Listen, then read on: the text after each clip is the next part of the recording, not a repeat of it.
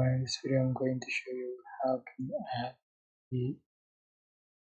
this video in CapCut PC. So first, you can select like screen and add text, like the bold text, and you can adjust for duration, some length,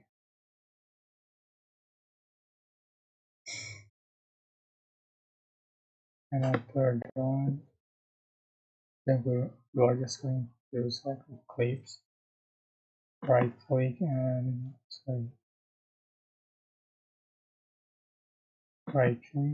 click on clip, and then go to effect and select a retro. Use Jira Pepper. This is what effect you have to join progress to be able to use this effect.